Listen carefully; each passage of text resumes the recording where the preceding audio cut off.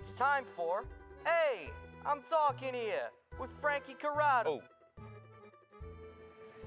Frankie Corrado is here to chat with us about this Maple Leafs loss to the Blue Jackets. Frankie, this team continues to struggle on the road, winless on the road. They continue to struggle in their own zone. Why is this Leafs team struggling so much defensively, in your opinion, to start the season? How much time do we have to talk about it, Jay? Like it's not one thing. What it is, it's a 200-foot mess defensively, up and down the ice. And it boils down to this for me.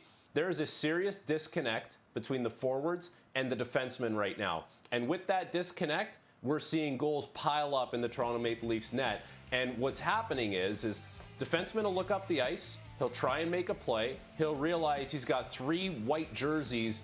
He's looking at the backs of them. So tries to make a simple play. Puck gets turned over, and it's a rush chance against. Ends up being a goal. Other situations arising where defensemen want to be aggressive. They want to assert themselves and pinch. Well, that's not usually a problem, but the Leafs forwards haven't done a good enough job of backing those players up, and then that's leading to rush chances against. And once the Leafs are getting these chances against off the rush, they are not reading the right reads in order to stop teams. Like, these are the smaller details that coaches always talk about that add up to being big things. Where are we at the blue line? Do we make sure we all have our assignments coming back into our own zone? They're not organized going up the ice. They're not organized coming back into their own zone. They're making the wrong reads.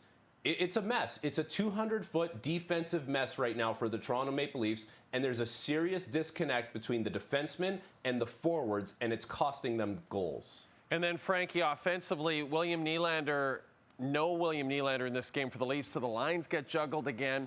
And I want to talk about Auston Matthews, 5 goals in 11 games so far. That's the same amount he had last year in 11 games in a 33-goal campaign.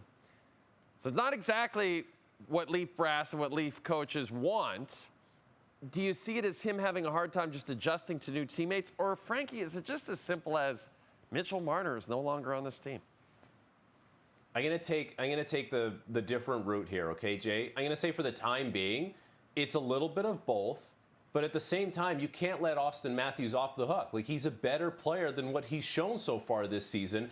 And the reality of not having Mitch Marner was that he was always going to have to do a little bit more on his own this year. He was going to have to create that separation by himself. The problem now is teams have realized that if you really hone in on Matthews and you don't give him time and space, that extra threat that was Mitch Marner is not there, especially when William Nylander is not on the ice with him. So it's a new reality for Auston Matthews. It also doesn't help, Jay, that Auston Matthews has had, going into this game against Columbus, 10 different line mates through 10 games, and then added a new one tonight. He got a couple shifts with Sammy Blais, so that's 11 line mates in 11 games. It's not good for Auston Matthews either. He needs to find some consistency in his game, in his line mates.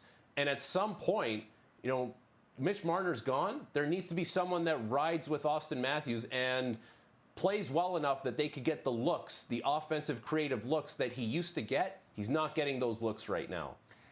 And it won't get any easier for the Leafs. They face the Flyers in Philly on Saturday. And this is not the Flyers you've seen the last couple of years. This is a resurgent Flyers team under Rick Tocchet. So it'll be tough times in Philly for the Leafs. This is our NHL analyst, Frankie Corrado.